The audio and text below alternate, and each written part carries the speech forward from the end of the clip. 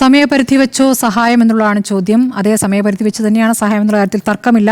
യഥാർത്ഥത്തിൽ കേരളത്തെ മുൾമുനയിൽ നിർത്തിക്കൊണ്ട് ഈ തുക ഈ 45 ദിവസത്തിനകം ചെലവഴിക്കണമെന്ന് പറയുകയാണ്. അത് കേന്ദ്രം കേരളത്തോട് കാലങ്ങളായി തുടരുന്ന ഒരു വൈരാഗ്യത്തിൻ്റെ തുടർച്ചയായിട്ട് വേണം അതിനെ കാണാൻ. അതാണ് നമ്മുടെ അനുഭവം എന്നുള്ളതാണ്. ഈ 45 ദിവസം കൊണ്ട് ഓരോരുത്തർക്കും ഈ ദുരന്തത്തിൽ നഷ്ടം സംഭവിച്ചവർക്ക് ഓരോരുത്തർക്കും ഓരോ തുക കൈമാറുകയല്ലോ. അവിടുത്തെ പുനർനിർമ്മാണത്തിനാണ് 45 ദിവസം കൊണ്ട് ഇവിടുത്തെ പുനർനിർമ്മാണം എന്നുള്ളത് എത്രത്തോളം പ്രായോഗികമായി നടപ്പാക്കാനാകും, അത് നടക്കുന്ന കാര്യമല്ല.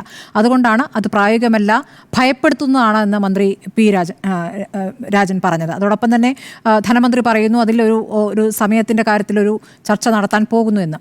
അതിലെത്രത്തോളം കേന്ദ്രം അനുകൂലമായ നിലപാടെടുക്കുമെന്നുള്ളത് അറിയില്ല.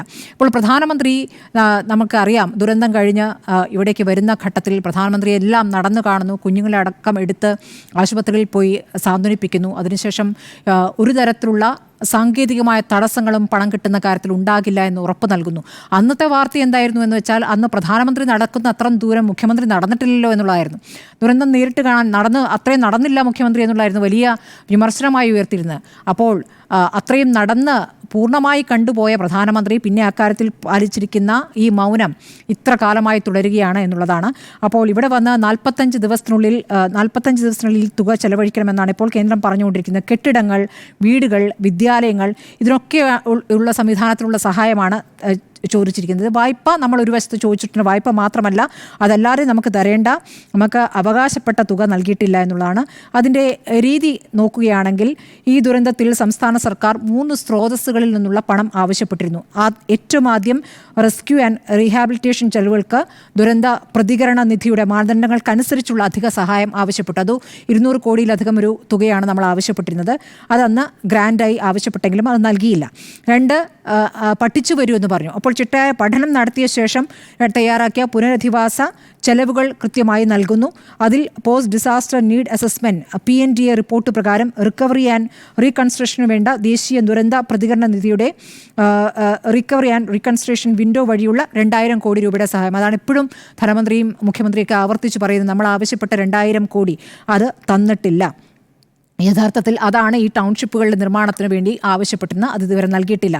ഇനി തരുന്നില്ലെങ്കിൽ ഞങ്ങൾ തന്നെ സ്വന്തം നിലയ്ക്ക് ചെയ്യുന്നുവെന്ന് സംസ്ഥാന സർക്കാർ ഒരു ഘട്ടത്തിൽ പറഞ്ഞതും നമ്മുടെ മുന്നിലുണ്ട്. മൂന്നാമതാണ് ഈ യൂണിയൻ സർക്കാർ ബജറ്റിൽ ഒരു വകയിരുത്തൽ, പ്രത്യേക മൂലധന നിക്ഷേപത്തിനായി സംസ്ഥാനങ്ങൾക്ക് വായ്പ കൊടുക്കാനുള്ള വകയിരുത്തൽ.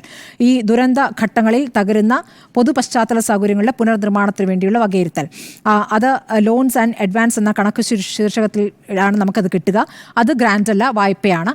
ആ വായ്പയാണ് ഇപ്പോൾ ഈ 529 കോടി എന്നുള്ള കണക്കിലേക്ക് തന്നിരിക്കുന്നത്. അത് ഇപ്പോൾ നമുക്ക് കിട്ടിയിരിക്കുന്നു. പക്ഷേ നമ്മൾ ആവശ്യപ്പെട്ട തുക കിട്ടുന്നില്ല. അതിപ്പോൾ ആന്ധ്രയ്ക്കും തെലങ്കാനയ്ക്കും തമിഴ്നാടിനും ബീഹാറിനും ഛത്തീസ്ഗഡിനും ഉത്തരാഖണ്ഡും ഒക്കെ കൊടുക്കുന്ന തുക കേരളത്തിനില്ല എന്നുള്ളതാണ്. കേരളത്തിന് 2 കേന്ദ്രമന്ത്രിമാരുണ്ട്. ഇവിടെ മന്ത്രിയാകുന്നതിന് മുമ്പ് തന്നെ സുരേഷ് ഗോപി പറഞ്ഞിരുന്നത് ഇവിടെ മന്ത്രിമാരെ തനിക്ക് ചുറ്റും നിർത്തും ഇവിടുത്തെ കാര്യങ്ങൾ നടപ്പാക്കാൻ എന്നാണ് അന്ന് തെരഞ്ഞെടുപ്പിൽ മത്സരിക്കുന്ന ഘട്ടത്തിൽ തന്നെ അദ്ദേഹം പറഞ്ഞിരുന്നത്. പിന്നീട് നമ്മൾ പാർലമെൻറ്റിൽ കാണുകയാണ്, തമിഴ്നാടിനെ പോലെ തന്നെ കേരളത്തിനും സഹായം ലഭിക്കുന്നില്ല എന്ന് കനിമൊഴി പറഞ്ഞപ്പോൾ അദ്ദേഹം ഒരു ഭാവാഭിനയം, സിനിമയിലെ അദ്ദേഹത്തിൻ്റെ ഡാൻസിൻ്റെ സ്റ്റെപ്പ് അദ്ദേഹം കാണിച്ചു, ഇങ്ങനെ കൈയൊക്കെ വെച്ചിട്ട്.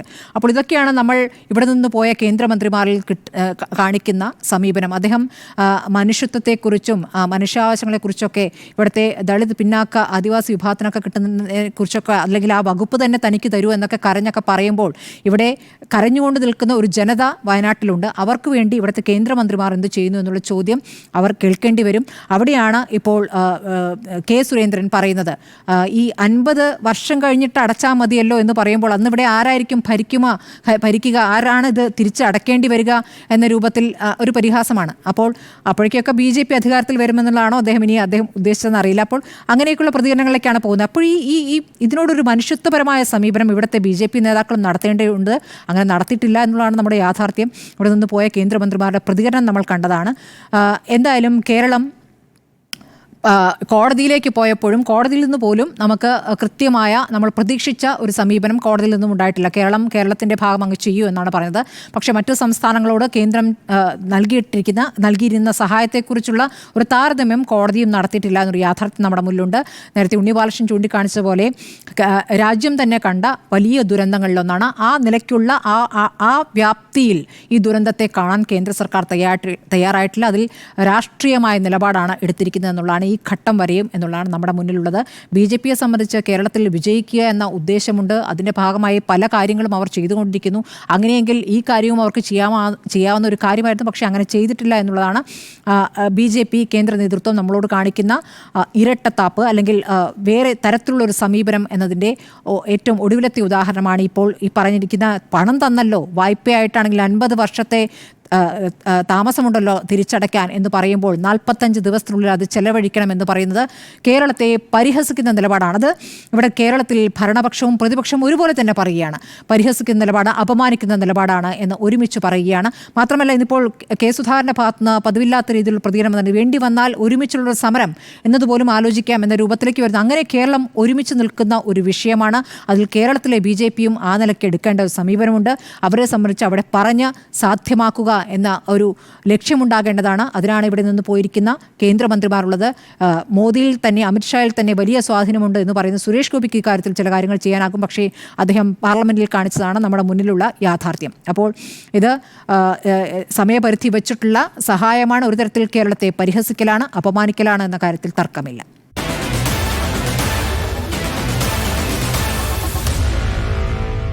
Meet the editors.